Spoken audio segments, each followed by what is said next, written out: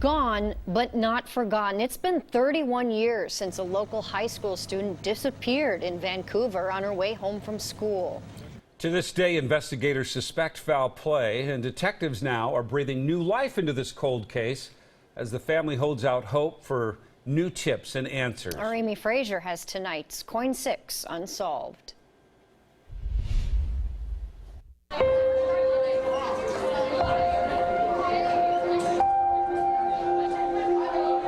March 11th, 1987.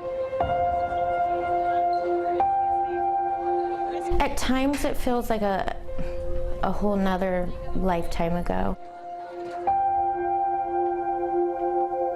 Students at Mountain View High School in Vancouver got out of class a little early that day. I know that Mountain View was getting ready for a basketball tournament.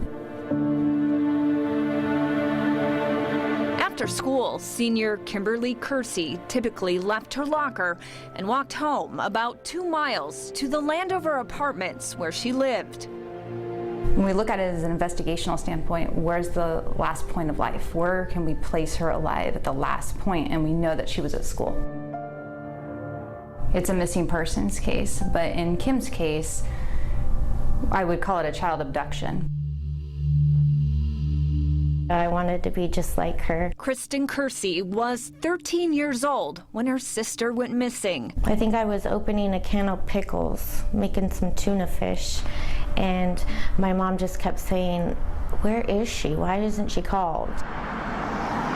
It was getting later and later. You know, you see the panic on my mom's face, you know, my dad, they're worried. What do you think happened to her? I just think she came through the woods at the wrong time.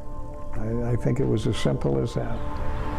Somebody was in the woods and grabbed her and they took off. I say they, I assume it was probably two. It was a wooded area that connected between 18th Street and Mill Plain. The day after Kim went missing, her mom found her textbook and folder near the shortcut. And then some paperwork belonging to Kim. We'll start from this tree and work that way and head in. Police and volunteers launched a massive search, but she was nowhere to be found.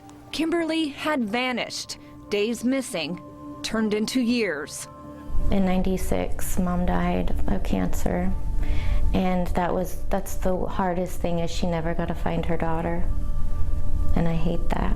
I hate that for her. It's something she often thinks about when she visits her mother here every other week, along with a memorial to her sister. We do have a little plaque on my mom's grave of Kim, a little copper plaque with her name and the date of birth, and then next to it says lost. Sometimes they wonder, could Kim still be alive? Well, of course, yeah, of course.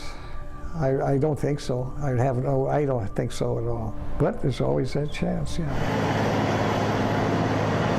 I would hope that we could just have some peace with it in our minds, you know, not always looking over your shoulder thinking, could that be her?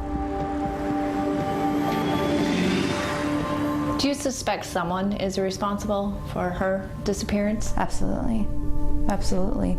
There's multiple different names that pop up in the case file, and there's multiple tips that have come in over the years, and it's my intent, as the case is assigned, is to take those tips and take a fresh look at the investigation. Finding out what happened to Kim would mean everything to her family. I'm an old-fashioned guy. I want justice for whoever did it. And so I always hope.